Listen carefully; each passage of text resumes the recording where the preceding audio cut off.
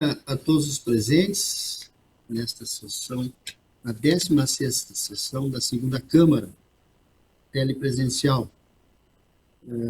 Hoje estarei presidindo pela ausência do conselheiro Edson Brum.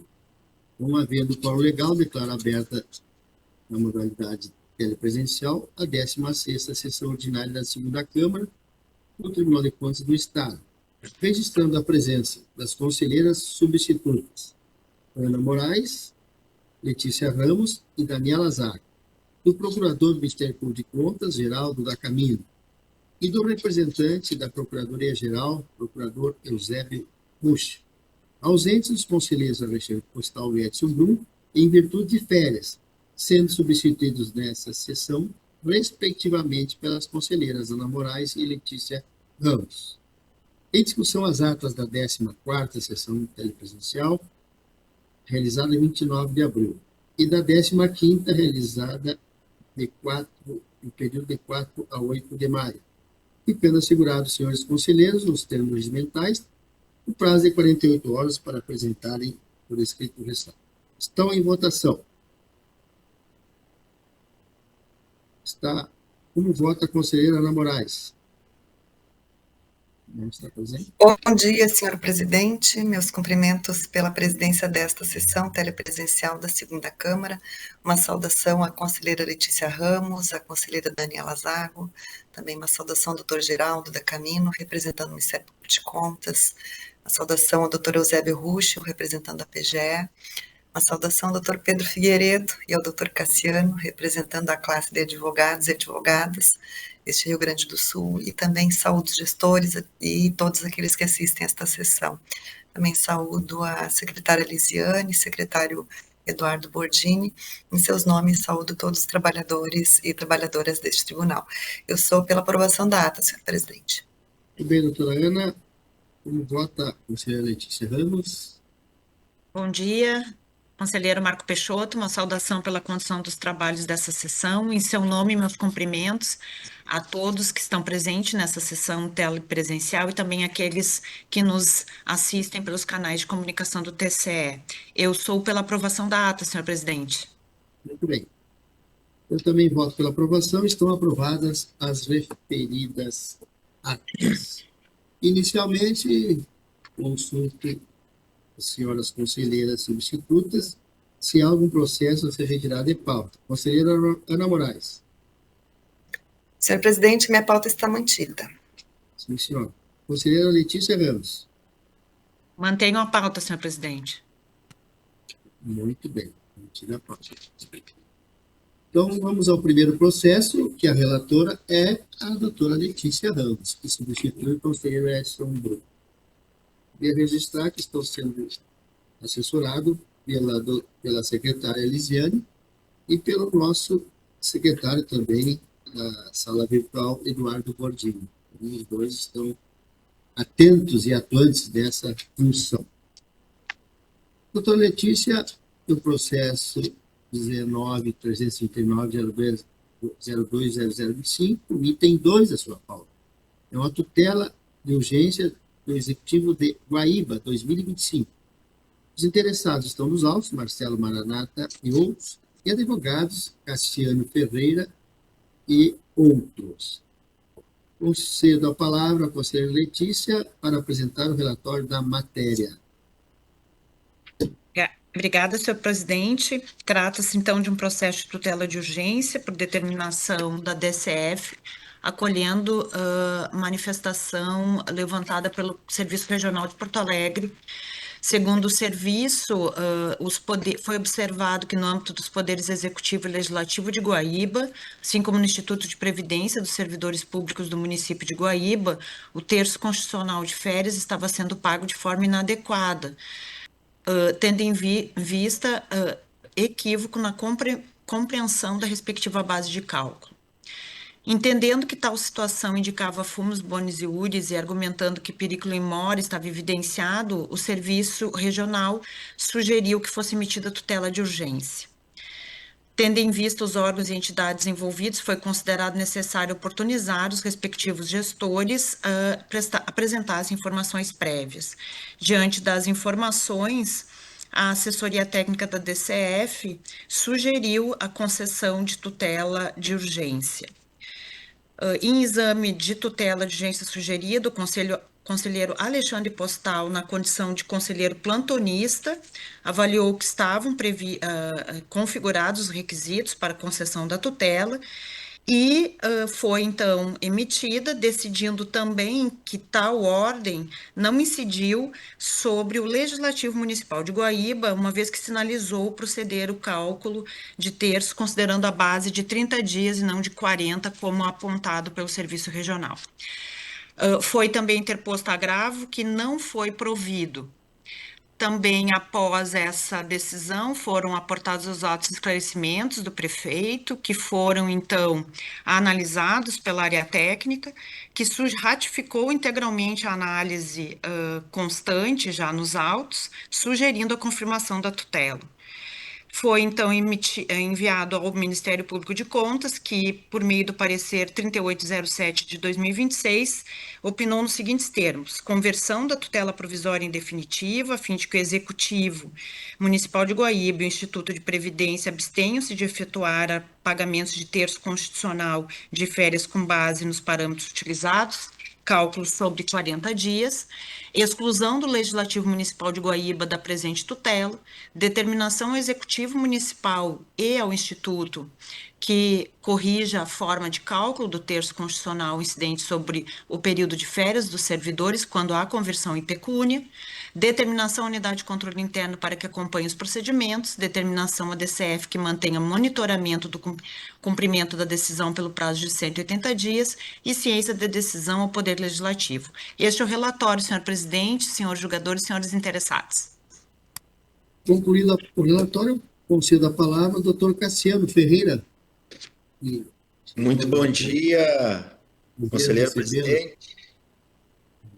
Nossa Câmara, nessa sessão da Câmara. Muito bom dia, conselheiro presidente, doutor Marco Peixoto. É um prazer estar nessa tribuna novamente. Conselheiras, doutora Ana Moraes, doutora Daniela Zago, nossa conselheira relatora, doutora Letícia Ramos, doutor Geraldo Costa da Camino, pelo Ministério Público, doutor Eusébio Ruxo, da Procuradoria-Geral do Estado, os servidores da Casa, Lisiane Glass e Eduardo Bordini, senhoras e senhores, colegas advogados, doutor Pedro Figueiredo. Serei breve e objetivo e direto, presidente.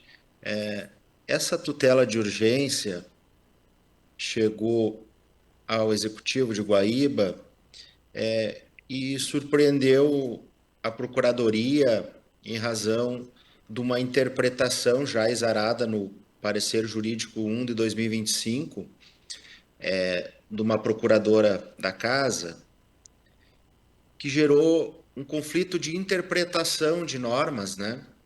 E um dos motivos de estarmos aqui é justamente para suscitar um posicionamento em prol da segurança jurídica e detalhar um pouco melhor como o município interpretava, até receber esta cautelar, a questão da conversão em pecúnia, né? O município de Guaíba, ele tem uma regra peculiar. Ele, em seu Estatuto dos Servidores, a Lei Municipal 2586 de 2010, ela traz em seu artigo 60, parágrafo 1º, um dispositivo legal que ele realmente não é claro como a luz do dia, mas ele, em uma interpretação contextualizada, ele levava a uma conclusão de que, quando há a conversão em pecúnia, ou seja, a venda dos 10 dias, o terço constitucional incidente nas férias, que é um comando constitucional, ele seria agregado por um terço a se incidir sobre a conversão, sobre o abono pecuniário, sobre os 10 dias. Aí que se criou o mito dos 40 dias. Né? Isso, na verdade, foi uma forma que o RH, pelo que me explicaram, simplificou nas suas práticas para que o cálculo fosse feito de forma automática no sistema. Ou seja, eu pego os 30 dias de férias e aplico um terço, constitucional. E quando há conversão, embora seja de pouquíssimos casos, quando há conversão, a venda dos 10 dias, eu incido um terço sobre os 10 dias. Então, o sistema parametrizou como se fosse 40 dias. E nós, então, estamos aqui para trazer esse esclarecimento, pedir, sob a égide do princípio da segurança jurídica, que se houver a mudança de entendimento, ou seja, se esta casa emitir uma determinação que seja diferente do que vem sendo aplicado na prática, que ela leve em conta os preceitos da LINDB, ou seja, que seja ex nunc, né? Daqui para frente, né? Que não seja retroativo, até porque tem recebimento de boa-fé, tem parecer jurídico interno, posicionamento do controle interno, no sentido de que a regra estava correta lá. Então, com este contexto, nós ainda acreditamos e estamos defendendo que o dispositivo previsto no artigo 60, parágrafo 1º do Estatuto dos Servidores Municipais, ele criou a regra do terço sobre a conversão em pecúnia, que não tem nada a ver com o terço constitucional de férias. Então, pela legalidade estrita e pela interpretação literal, o município assim agia. E assim procede, pelo que me relataram, há 30, 40 anos, é assim, porque o diretor de recursos humanos é o mesmo há muitos anos na prefeitura.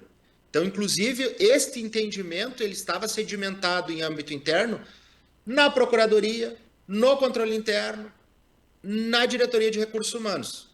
O prefeito não tinha nem conhecimento disso, ele nunca entrou nesses meandros, nessa questão do detalhamento, né?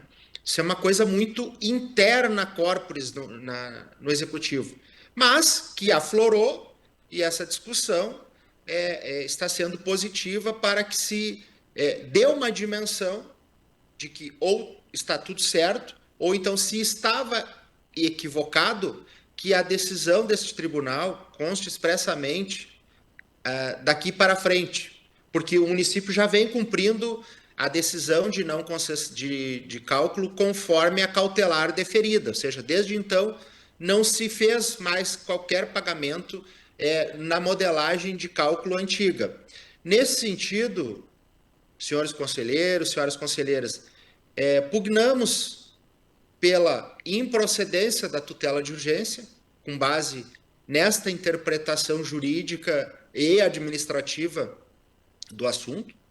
E se for outro entendimento, que este tribunal, então, fixe um balizador, ou como podemos dizer em termos mais técnicos, que seja ex nunc, daqui para frente, e aí o assunto se encerra de maneira gerando segurança jurídica, e não teremos um segundo impasse ou um segundo problema, que é questionamento de devolução de alguns servidores que receberam de boa-fé, com base em interpretações e aplicação da lei do Executivo Municipal. É como manifestamos, senhor presidente. Muito bem, doutor Luciano. Concluída a sustentação oral, passo a palavra ao doutor Geraldo da Camino. Senhor presidente, saúdo Vossa Excelência, saúdo as conselheiras substitutas, Letícia e Ana, saúdo o senhor secretário, saúdo a senhora advogada, quem cumprimento pela tribuna, ao tempo que ratifico o parecer do colega doutor Ângelo, uma vez que não há necessidade de modular os efeitos, já que não há determinação de devolução de valores. Então, portanto, a orientação naturalmente será daqui para frente. Obrigado. Muito bem. Concedo a palavra à doutora Letícia para prolatar o seu voto. Obrigada, senhor presidente. Então, o constato que a tramitação regular do feito, sem a evidência de fatos ou argumentos novos após a concessão da tutela de urgência em 2 de janeiro de 2026, sinaliza deva a medida ser confirmada. Na esteira dos fundamentos lançados pelo conselheiro Alexandre Postal ao deferir a tutela de urgência do presente feito, bem como dos fundamentos expostos pelo conselheiro Edson Brum, na condição de relator do processo 15920226-3, em que tramitou o recurso de agravo, entendo haver restado caracterizada a irregularidade nos pagamentos do terço constitucional de férias, procedidos pelo Executivo Municipal e pelo Guaíba-Prev, nos cálculos de conversão de férias em abono pecuniário. Com efeito, a irregularidade apontada nos termos da informação 113 de 2025 está assentada na compreensão da base de cálculo sobre a qual deve incidir o terço constitucional de férias quando da conversão de 10 dias de férias em abono, levando em conta o disposto no artigo 7º, inciso 17 da Constituição da República e no artigo 60, parágrafo 1º da Lei 2.586 de 2010 do município de Guaíba. Então, pois bem, segundo o artigo 7º, inciso 17 da Constituição, constitui direito do trabalhador o gozo de férias remuneradas anuais, com pelo menos 1/3 a mais do que o salário normal. A Lei Municipal de Guaíba, ao dispor sobre o Estatuto do Servidor, define o período de 30 dias de férias e possibilita 1/3 deste período seja convertido em abono pecuniário no valor da remuneração dos dias correspondentes, determinando a incidência do terço sobre esse abono. A administração defende que, como decorrência da previsão contida na Constituição, o terço de férias deve incidir sobre 30 dias de férias, independentemente de ter havido ou não a conversão de 10 dias. Entretanto, a Constituição sequer define o período de férias anuais como de 30 dias. A definição do período resta a cargo da legislação de regência do trabalhador, como é o caso aqui do município de Guaíba, que o define. No caso dos servidores do município, a definição é de férias anuais, está no artigo 51 e define como 30 dias. Porém, conforme permissivo constante no artigo 60, caput da mencionada lei, a terça parte deste período, ou seja, 10 dias, pode ser objeto de conversão em pecúnia, caso esses 10 dias que não serão dias de férias, mas sim dias de trabalho. Desse modo, o terço previsto no artigo 7º da Constituição, porque incide sobre as férias, será calculado sobre os 20 dias de férias efetivamente usufruídas.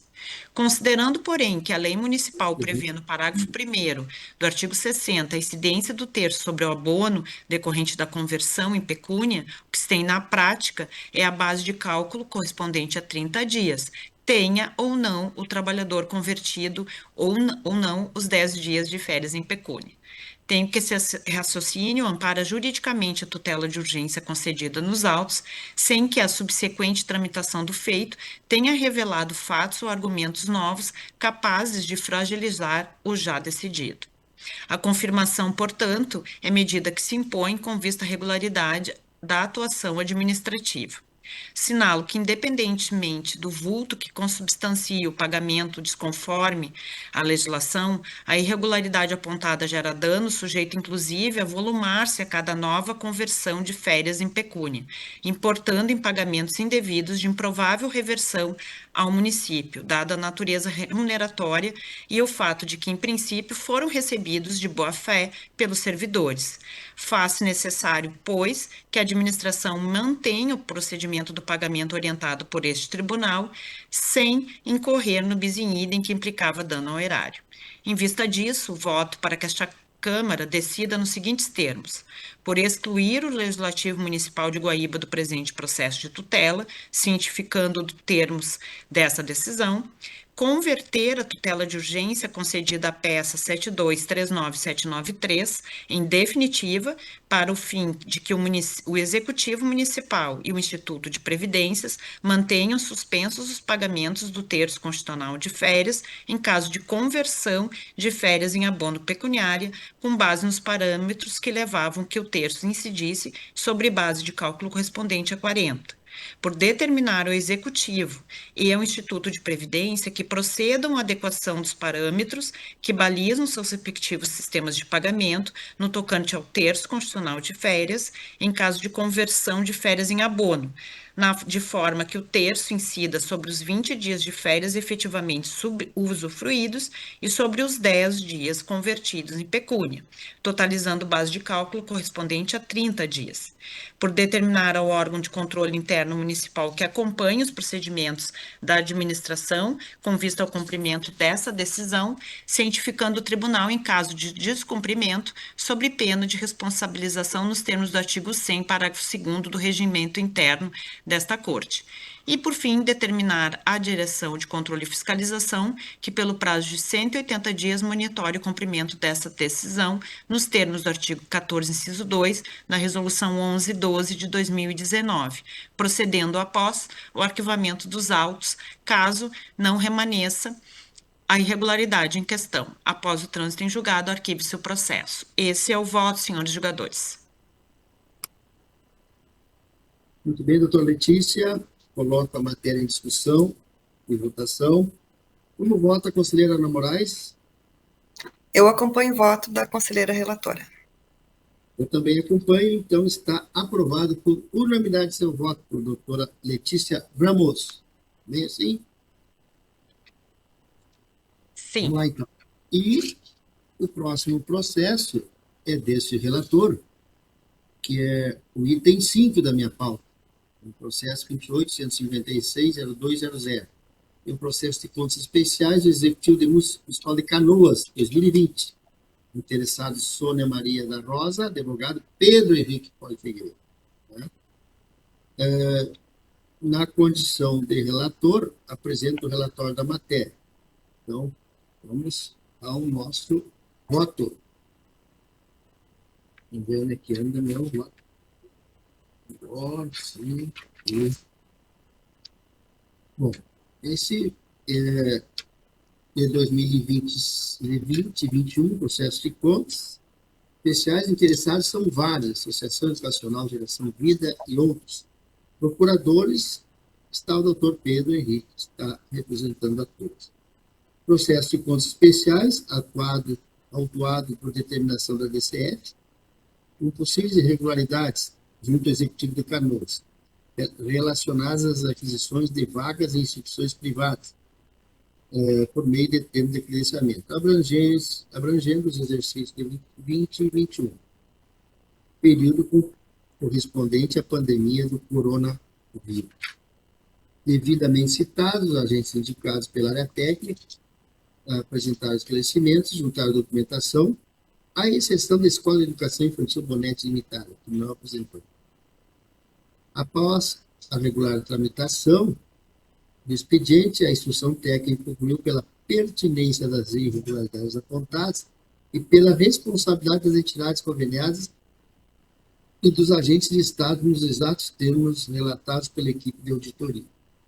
O IPC opina por multas a diversos responsáveis, estar débito, previsto na matriz de responsabilidade, em lugar irregulares as contas depois dos agentes indicados, como responsável, recomendação ao atual administrador e ciência e unidade de controle interno.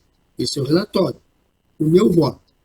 Nos termos do material previamente encaminhado, voto por julgar regulares por favor, as expectativas de todos os indicados como excelente. E atuar no presente processo. Doutor Marco, presidente, eu pedi sustentação oral. Sustentação, presidente. Meu Deus. Volta atrás, então. E que eu estava no relatório. Muito bem. Obrigado. Então, apresentado o relatório, concluído o relatório, concedo a palavra ao doutor Pedro Henrique. Desculpe, Pedro. Imagino. Eu estava relatando e me entusiasmei e continuei. Então, concluída a fase do relatório, passo a palavra para a sustentação oral, no prazo regimental de 15 minutos ao doutor Pedro Henrique Poli Figueiredo. Vai falar.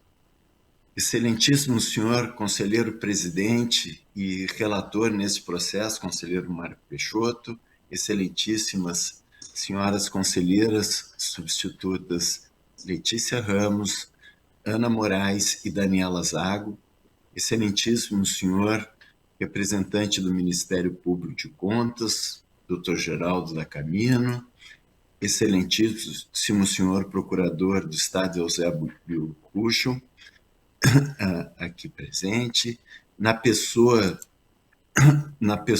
dos secretários Lisiane e Eduardo, eu saúdo o competente quadro de servidores do Tribunal de Contas do Estado do Rio Grande do Sul. Eu vou fazer uma manifestação breve, senhor presidente e senhor relator. Desculpe, doutor Cassiano, peço escusas por não tê-lo cumprimentado, cumprimento aí, em especial pelo seu sempre competente trabalho.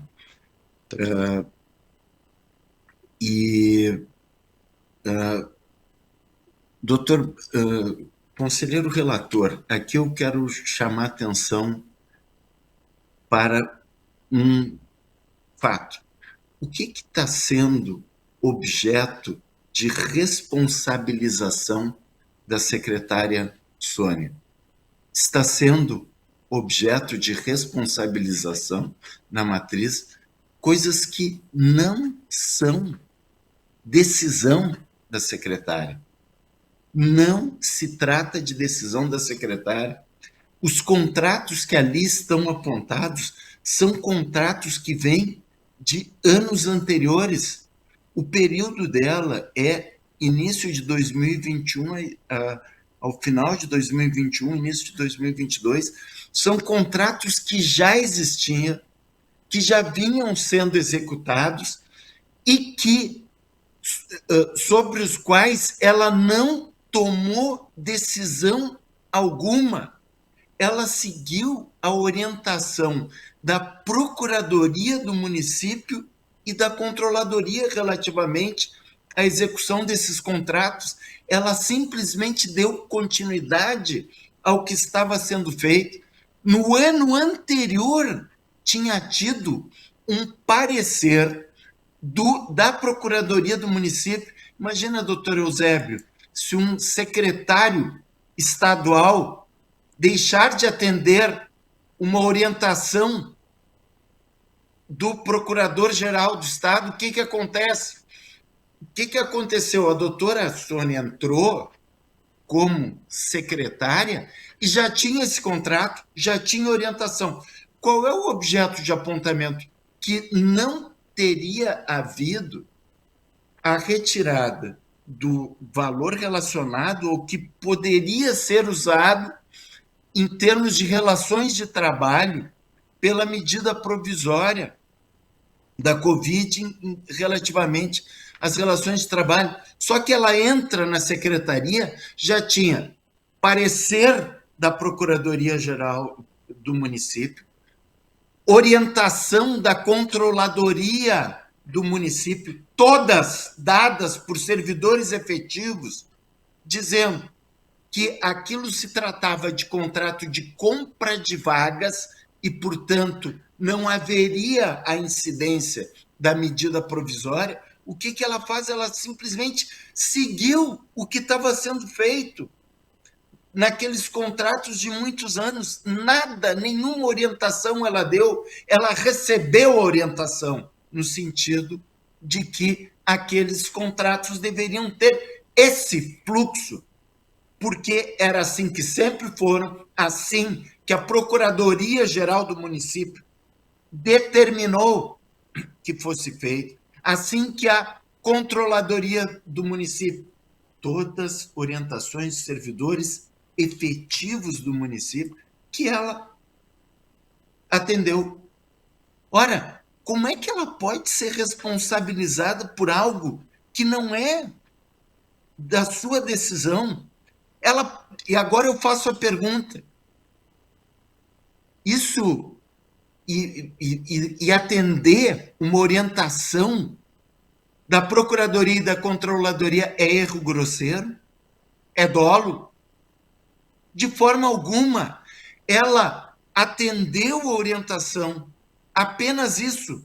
ela fez, nenhuma outra responsabilidade está sendo imputada a ela, que não a de ter atendido a orientação da Procuradoria e da Controladoria. Ora, a responsabilidade dela tem que ser afastada, porque seria erro grosseiro não atender orientação dos órgãos competentes para dar a interpretação administrativa e jurídica, como são a Controladoria do município e a Procuradoria do município. Isso seria erro grosseiro. Agora, entender que é erro grosseiro deixar de aplicar uma medida provisória que o órgão jurídico e o órgão de controladoria disseram para não aplicar, que vinha sendo feito antes da entrada dela. A medida provisória do ano anterior, essa orientação foi dada no ano anterior, e assim, por que ela está sendo responsabilizada por isso? Ela nada fez em relação para que ocorresse isso. E mais, os demais custos não foram avaliados em relação a custos extraordinários decorrentes do Covid, mas isso não entra porque efetivamente não foi cobrado. Se a orientação do município foi compra de vaga, pagam-se as vagas. Então, por essa razão, não há razão lógica nenhuma para que Sônia seja responsabilizada nesse processo, porque a decisão não foi dela. Muito obrigado.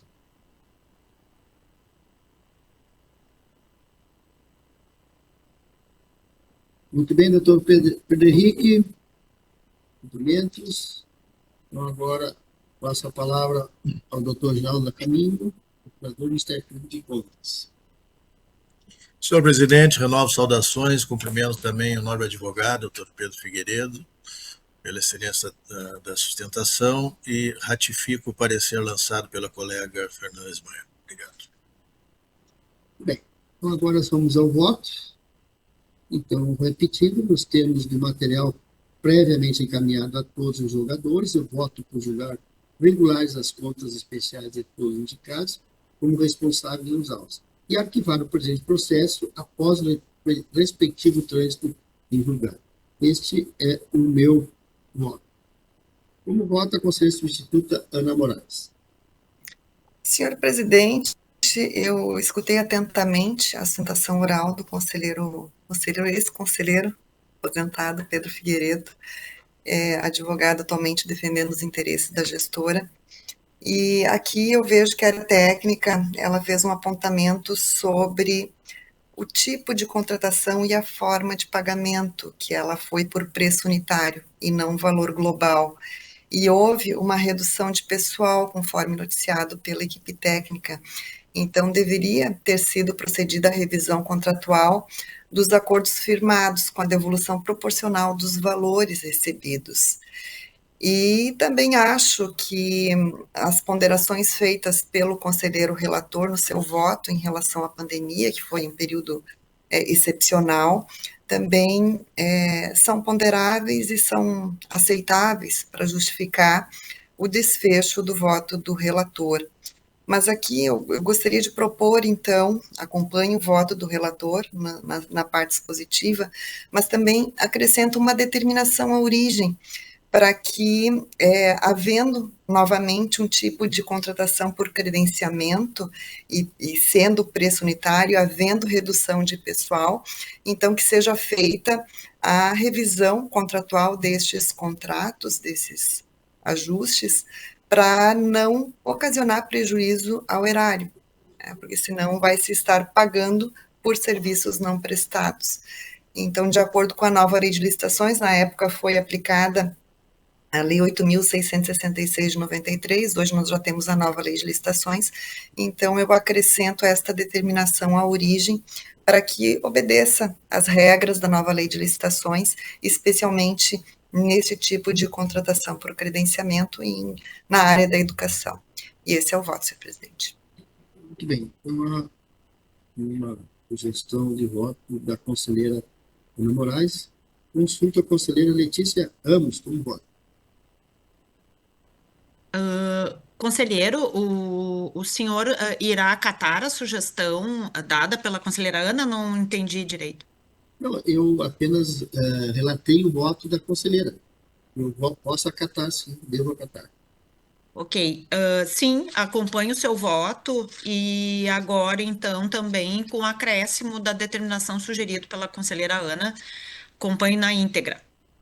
Muito bem, então está aprovado por unanimidade o voto do relator, um acréscimo sugerido pela conselheira Ana Moraes. Muito obrigado. Muito obrigado, tenha um bom dia e bom trabalho. Doutor Cassiano permanece. Conselheiro presidente, peço licença para me retirar também, que eu tenho outra sustentação agora no tribunal. Muito obrigado. Muito bem, seja feliz então, quem foi aqui, não tem problema nenhum. Desejo um bom trabalho a todos. Muito bem. Bom, com a palavra a conselheira Ana Moraes para o relato da sua pauta e a pauta normal. Nós temos aqui vários processos ainda a serem prolatados. Ana Moraes, a senhora está com a palavra. Obrigada, senhor presidente. Aqui registro uma saudação ao gabinete do conselheiro Alexandre Postal, o qual estou substituindo na pessoa do servidor Antônio. Este processo é o de número 30.163/227. É uma inativação da senhora Aida Beatriz Freitas Castro, no cargo de servente merendeira, regime jurídico estatutário, com proventos mensais e proporcionais, no valor de R$ 1.652,39, com fundamento no artigo 40, parágrafo 1º, inciso 3º, a linha B, combinado com os parágrafos 3º e 17 da Constituição Federal de 1988, formalizada pelas portarias números 362 de 2022 e 585 de 2025, expedida pelo Executivo Municipal de Lavras do Sul. O voto já foi disponibilizado a Vossas Excelências e, por isso, passa um breve relato, registrando que o CIP opinou pela negativa de registro à concessão da inativação, assim como o Ministério Público de Contas, em parecer da lavra da procuradora Fernanda Ismael. E o meu voto, acompanhando as áreas técnica e ministerial, é no sentido de negar registro às portarias números 362 de 2022 e 585 de 2025, que concedeu aposentadoria à senhora Aida Beatriz Freitas Castro, servente do município de Lavras do Sul, por determinar que a origem comunique imediatamente à servidora de que houve negativa de registro de seus atos de aposentadoria e que seu prazo para eventual interposição de recursos de embargos é o mesmo do Executivo Municipal, ou seja, 30 dias contados da publicação da decisão no Diário Eletrônico. Determinar o prazo de 30 dias para que a autoridade competente promova e comprove perante esta Corte, após o trânsito em julgado, a desconstituição dos atos referidos no item A, nos termos do regimento interno deste tribunal, mediante a instauração de expediente administrativo, assegurando contraditória e ampla defesa à servidora. Transcorrido o prazo fixado nesta linha anterior, sem que tenha havido a desconstituição dos atos, determinar a imediata sustação, conforme dispõe o artigo 75, inciso 10º da Constituição Federal, e com cumprimento da decisão, o arquivamento do expediente. E esse é o voto, excelências. Muito bem, está em discussão a matéria. O voto, a conselheira Letícia. Acompanho a relatora, senhor presidente. Então, está aprovado o meu voto por unanimidade. Muito bem, obrigado, doutora Ana. E agora, passo a palavra à conselheira Letícia Ramos para relatar os seus votos. A palavra, Sim, senhor, doutora. sim, Olha aqui, senhor ó, presidente. só um minutinho. Nesse processo aqui, eu não voto, a senhora está em minha substituição. Então, eu vou ter que convocar, né? Quem é que eu vou convocar?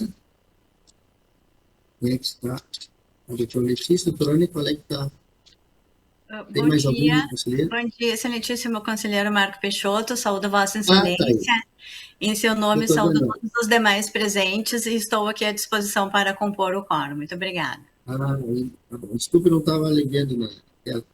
Então, com a palavra, a conselheira Letícia Ramos. Obrigada, senhor presidente. Passo então ao relato do processo que consta da pauta em substituição ao seu gabinete. Trata-se do agravo 6668-02269, é um agravo referente à decisão proferida no processo 4381-02264. Tanto neste processo quanto nos demais, os votos foram disponibilizados a vossas excelências, de modo que farei um relato sucinto. Trata-se, então, de um recurso interposto pelo Executivo Municipal de Capão da Canoa, visando alterar a decisão por mim proferida, em que determinei a suspensão do pregão eletrônico 9 de 2026, a fim de que seja procedida a correção das inconformidades apontadas, até que sobrevenha o julgamento do mérito daquele expediente. O agravante, então, traz suas razões no recurso, e eu analiso novamente, inclusive demonstrando que repetiram os esclarecimentos iniciais antes de proferir a decisão interlocutória por mim proferida, e entendi que a situação não, o recurso trazido não altera as circunstâncias que foram levadas em consideração para proferimento daquela decisão interlocutória. Dito isso, então, tendo o agravante não apresentado elementos suficientes de retirar, né, ou de excluir os requisitos autorizadores da concessão, eu sou pela manutenção da decisão recorrida. Ante o exposto, eu voto pelo conhecimento do presente agravo e, no mérito, pelo seu não provimento, mantendo a decisão que determinou o Executivo Municipal de Capão da Canoa que suspendesse o pregão eletrônico 9 de 2026, a fim de que seja procedida a correção das inconformidades apontadas até que sobrevenha o julgamento do mérito do processo de representação 4381-02264. Este é o voto, senhores julgadores. Muito bem, doutora Letícia. Está em discussão a matéria. Em votação, como vota a doutora Ana? Eu acompanho o voto da conselheira relatora. E a doutora Daniela? Da mesma forma, acompanho o voto da conselheira Letícia Ramos. Está aprovado por unanimidade seu voto, conselheira Letícia. Muito bem. Continue, então. Tem mais algum? Sim, eu tenho mais 2 processos agora, então, pautados pelo gabinete do conselheiro Edson Brum, então. O primeiro processo é o processo 19.046.0225.0. Trata-se de um processo de denúncia por determinação, então, autuado por determinação da DCF, versando sobre irregularidades no concurso público 1 de 2025, especificamente quanto aos cargos de fiscal tributário, agente administrativo e agente administrativo auxiliar. Foram, então, apontadas irregularidades em que foram, então, analisadas pela área técnica, que noticiou, então, pela retificação do edital de abertura do certame, excluindo o cargo de fiscal tributário, destacou que o cargo de agente administrativo auxiliar não constou no edital em comento, posicionou-se pela ausência de perigo na demora, sugeriu o prosseguimento do certame, a fixação de prazo para adequação legislativa dos requisitos do cargo de fiscal tributário.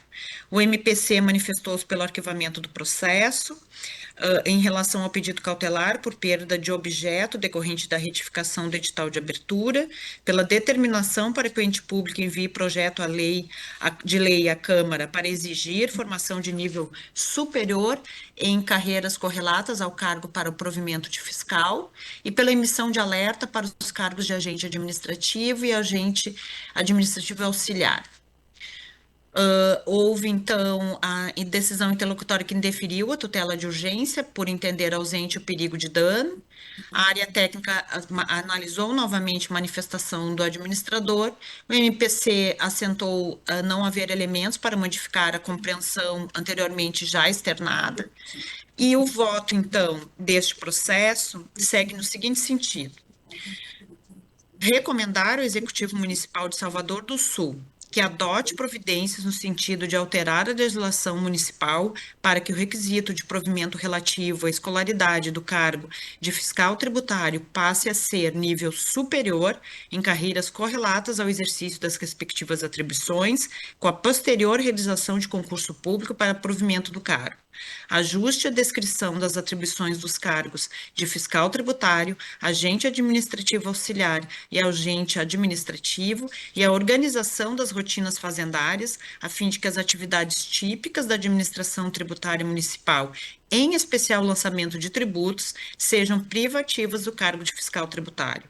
Promova as adequações necessárias para que os cargos de agente administrativo e agente administrativo auxiliar, especialmente quando lotados na Secretaria da Fazenda, permaneçam adstritos a tarefas compatíveis com suas respectivas escolaridades, limitadas a apoio e suporte operacional, atuando sob supervisão direta do fiscal tributário, vedado o desempenho autônomo de atividades típicas da administração tributária. Determinar a unidade de controle interno que acompanhe as providências adotadas para o cumprimento dessa decisão, cientificando este tribunal em caso de descumprimento. Determinar a DCF deste tribunal que monitore o cumprimento da presente decisão, instando esta Corte caso verifique a ocorrência de irregularidades relevantes, cientificar o Poder Legislativo Municipal e as demais partes interessadas na forma regimental acerca do conteúdo da decisão. E, por fim, arquivar os autos após o trânsito em julgado. Esse é o voto, senhores julgadores.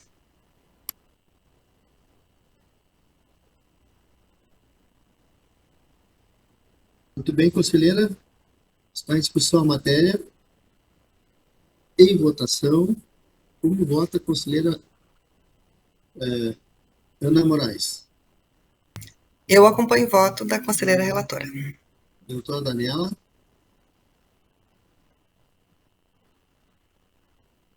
Doutora Daniela Zago? Excelentíssimo conselheiro, eu acho que eu não estou mais compondo o quórum, né? Só gostaria de verificar. Me perdoe, eu voto com a relatora. Muito obrigado. Desculpa. Está aprovado por unanimidade. Passo ao último item, é o processo 16 038-0225-2, relativo ao Executivo de Santa Teresa. É um processo de contas especiais que foi, então, autuado por meio do que o Serviço Regional de Caxias apontou como irregularidades relacionadas à unidade de controle interno e à estruturação do quadro de pessoal do município de Santa Teresa.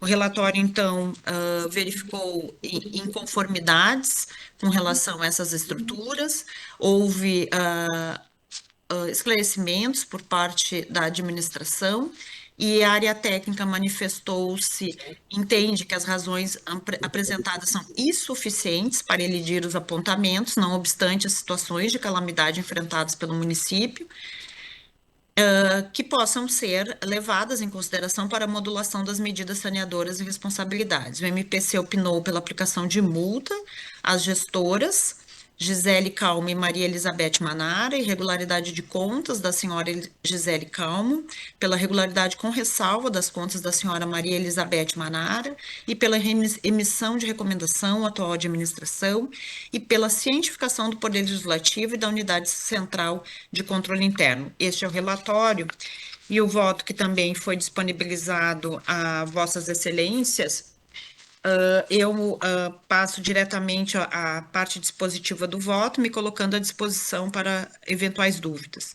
E o voto deste processo, então, é por impor multa no valor de R$600 à gestora Gisele Calmo, com fundamento nos artigos 67 da Lei Estadual 11.424 de 2000 e o artigo 135 do Regimento Interno do Tribunal, determinar a atual administração que adote providências no sentido de impulsionar o planejamento da realização de concursos públicos, incluindo o cargo de controlador interno e outros de natureza permanente, cuja necessidade de provimento tenha sido revelada pelo exercício das respectivas funções por agentes não concursados, devendo ser elaborado cronograma com a projeção de data para efetivação.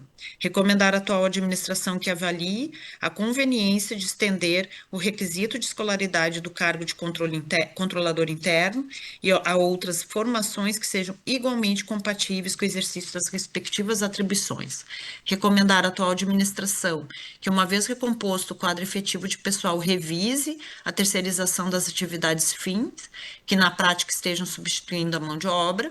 recomendar à unidade de controle interno que mantenha seus planos de trabalho atualizados em observância ao disposto no artigo 6º da Resolução 936 de 2012 do Tribunal, determinar a DCF que monitore a efetiva elaboração e cumprimento do cronograma para a realização de concursos públicos no Executivo Municipal de Santa Teresa, em especial para o cargo de controlador interno, cientificar o Poder Legislativo, encaminhando-lhe cópia deste relatório e voto, bem como da decisão que vier a ser prolatada, a fim de que possa, dentre outras medidas, conferir maior rigor à tramitação das leis municipais que tenham por objeto a contratação temporária para cargos que compõem o quadro efetivo de servidores e que estejam vagos. E após o trânsito em julgado, o arquivamento do processo. Este é o voto, senhores julgadores.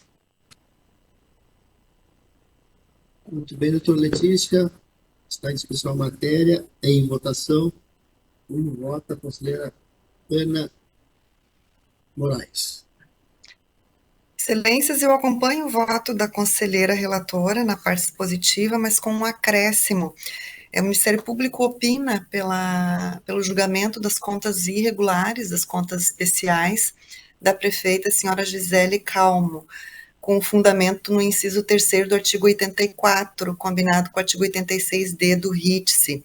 Embora seja uma faculdade da relatoria julgar as contas em processo de contas especiais, eu tenho por hábito fazer este julgamento, mas neste caso, ponderando o período de enchentes enfrentado pela gestora neste município de Santa Teresa, então eu não acato a sugestão do Ministério Público de Contas pela irregularidade das contas, mas por julgar regulares com ressalvas as contas especiais da gestora neste processo. Então, com este acréscimo, no mais, eu acompanho o voto da conselheira relatora. Obrigada. Senhor presidente, Doutora Letícia. eu consignei no voto que, com relação às contas da senhora Gisele Calmo, eu deixei, então, de qualificá-las em vista do disposto no artigo 86D, parágrafo único do regimento interno do regimento interno do tribunal, e por isso, então, deixei de qualificar. E também deixei de qualificar as contas da senhora Maria Elizabeth Manara com base no caput do mesmo dispositivo, em face do afastamento das respectivas responsabilidades, conforme exposição de motivos já constantes nos itens 121 e 131 deste voto, que não foi até objeto da sugestão da doutora Ana, apenas da doutora Gisele. Mas, em virtude, então, dessa manifestação, eu não acato, então, a sugestão de qualificar as contas da gestora no presente processo. Bem, eu acompanho a relatora, então está aprovado por maioria o voto da conselheira Letícia Ramos. Obrigado. Era a matéria que tinha a relatar, senhor presidente, permaneço à disposição aqui desta Muito Câmara. bem. Agora, então, vamos a esse relator para prolatar os seus votos.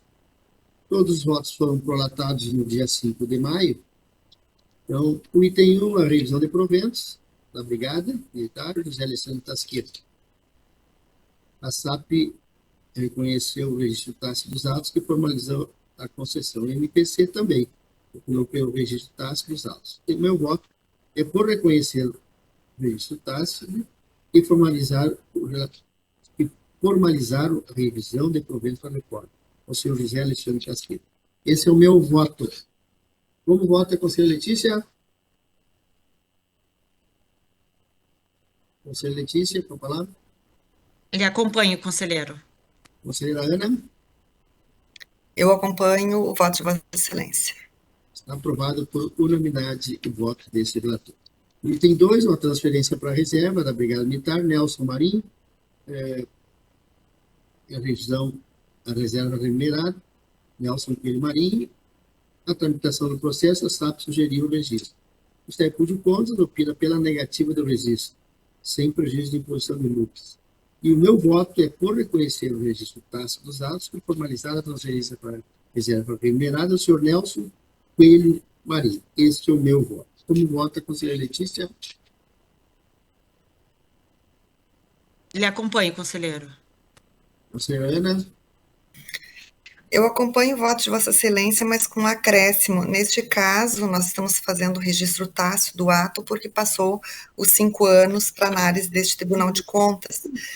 No entanto, cabe uma revisão deste ato, especialmente porque esta revisão irá beneficiar o inativando, porque o cálculo da aposentadoria ficou abaixo do que está sendo pago pelo órgão de origem.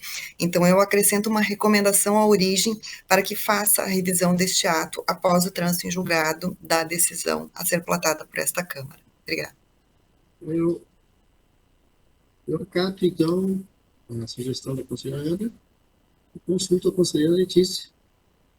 Lhe acompanho, conselheiro Marco Peixoto. Então, está aprovado por unanimidade o voto com acréscimo da conselheira Ana.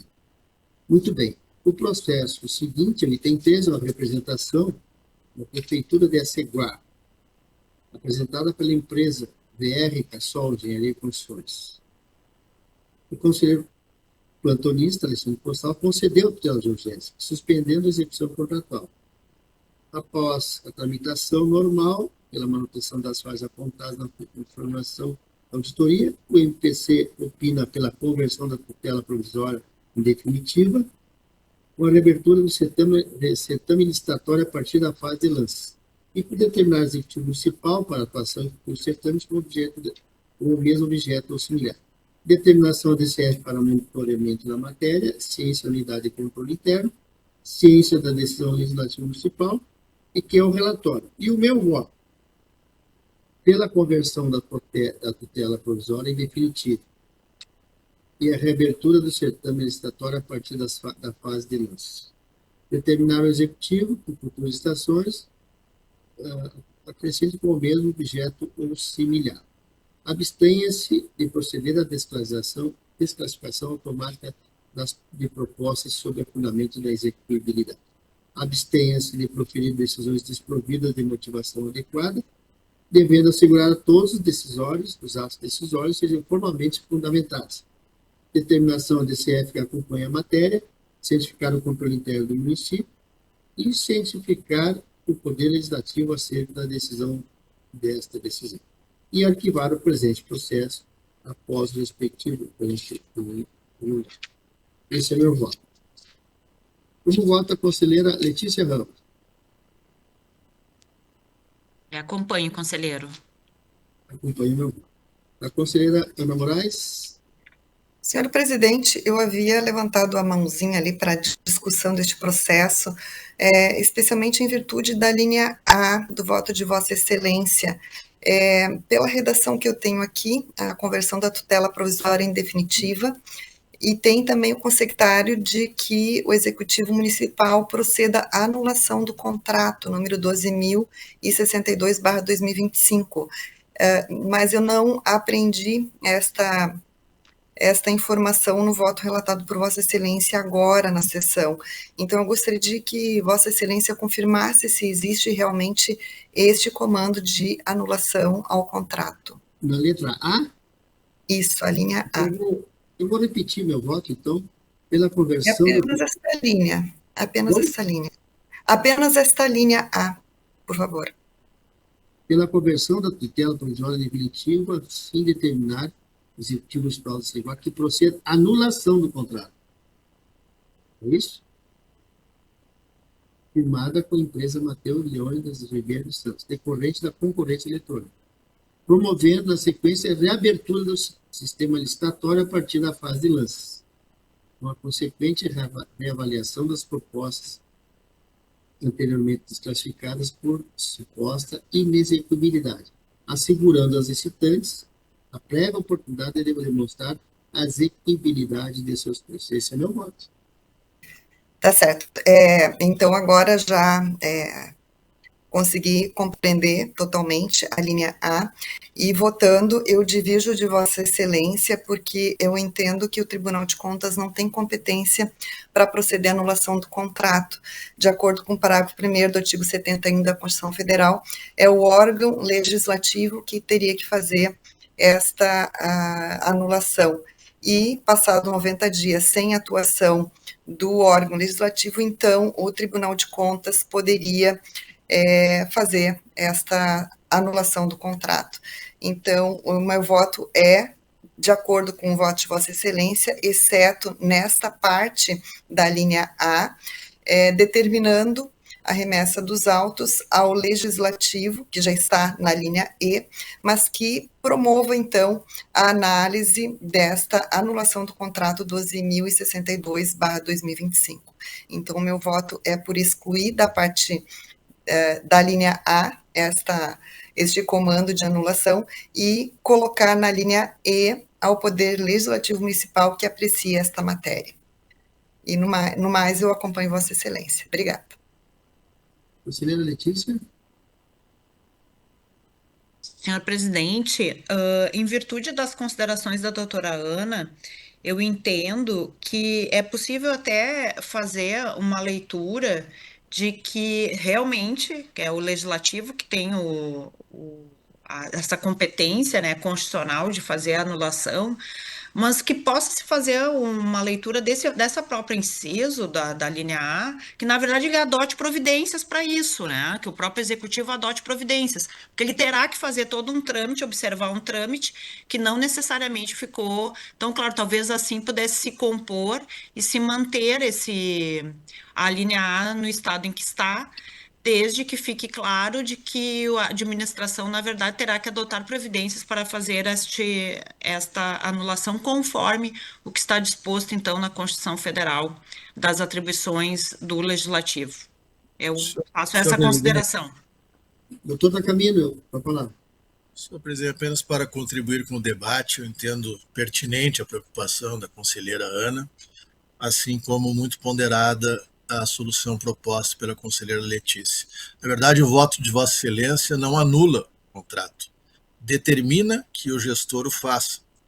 Portanto, é um comando análogo ao que a Constituição prevê de assinar prazo para a tomada de providências. Então, me parece que encaminhando-se nesse sentido, fica bem. Obrigado. Bom, doutora Letícia, doutora Ana, eu vou suspender a votação desse processo, vou retirar de pauta e vou analisar melhor essa posição de vocês, as duas conselheiras que propuseram algumas sugestões. Tá bem assim? Trago em outra oportunidade. Tá bom? Muito bem. Nós temos um novo processo, tem uma pauta, da Prefeitura de Novo Barreiro, um processo de pontos especiais, visando apurar a ocorrência de situações caracterizadoras de nepotismo, envolvendo nomeações de pessoas com grau de parentesco com o presidente legislativo. Prestados os esclarecimentos, sugeriu o afastamento dos apontamentos realizados pela equipe de auditoria. O ITC opina por pontos singulares da senhora Márcia Presoto, prefeita, e Gelson de Pablo Chicati, ex-prefeito. Pontos regulares por estado. O senhor Luiz Carlos Conceição, presidente da Câmara, e multa o senhor Luiz Carlos de Souza, em ciência do controle interno. E meu voto, pela regularidade das contas da senhora Márcia e do senhor Gelson, prefeito e vice. Regularidades por ressalva, o senhor Luiz Carlos de Conceição, presidente legislativo. Multa ao senhor Luiz Carlos, no valor de R$1.000, cientificação do controle interno do município acerca da decisão, e esse é o meu voto. Como vota, está em discussão, em votação, como vota a conselheira Letícia. Senhor presidente, eu vou lhe acompanhar no voto e depois do término da votação deste processo, reavaliando aqui essa posição, eu gostaria de reabrir a discussão do processo de Santa Teresa, que também tratava-se de um processo de contas especiais, até para não ficar incoerente com o que eu estou decidindo agora. Mas isso, por enquanto, neste processo, eu lhe acompanho. Tá bem. Doutora Ana? Eu acompanho Vossa Excelência, inclusive no julgamento pela regularidade com ressalvas das contas do gestor, especialmente porque assim que ele tomou ciência pelo controle interno da irregularidade, o gestor tomou providências para exoneração. Então, eu acompanho Vossa Excelência na íntegra. Obrigada. Muito bem. Doutora Letícia, pode me recuperar sobre Santa Teresa? A senhora quer Isso, reabrir a votação, porque neste caso eu vou acatar a sugestão trazida pela conselheira Ana, no sentido de julgar as contas da administradora principal, conforme a fundamentação trazida pela doutora Ana. Isso eu fiz porque fui lá rever novamente, e realmente essa questão aqui dos processos de contas especiais, lá na gênese do processo havia essa dúvida com relação de se julgar contas dos gestores principais do executivo, né? Mas a doutora Ana está correta em fazer, assim como também conselheiro Marco, neste processo anterior, foi nesse sentido a votação, por julgar as contas do gestor em processo de contas especiais. Por isso, eu solicito, então, a abertura da votação. Eu vou acolher a sugestão da doutora Ana. Fica, então, o voto igual, fica, então, a manifestação de Vossa Excelência para concluir o julgamento novamente. Então, eu acompanho também a sugestão e fica aprovado por unanimidade de voto. O Executivo Municipal de Santa Teresa, o item 3 da sua pauta. Isso. Muito obrigada, conselheiro. Obrigado. Bom, eu acho que não temos mais nenhum processo a relatar. Eu coloco a palavra à disposição das conselheiras doutora Daniela Zago, Ana Moraes e Letícia Ramos, doutor Geraldo Camino e do procurador Eusébio Russo, assim o desejar. Não desejando, né, eu... Senhor presidente, Sim, senhor doutor. apenas me penitenciando de não ter saudado antes o procurador do Estado, doutor Eusébio Russo, agora o faço ao tempo em que me despeço de todos. Dá tempo, nunca é tarde para recuperar a memória. Muito bem. Então, declaro encerrada a presente sessão, marcando a sessão telepresencial, marcando as próximas na modalidade de plenário virtual de 18 de maio, segunda-feira, às 14 horas, até 22 de maio, sexta, às 18 horas. Na modalidade telepresencial, para o dia 27 de maio, às 10 horas e 30 minutos. Está encerrada a presente sessão.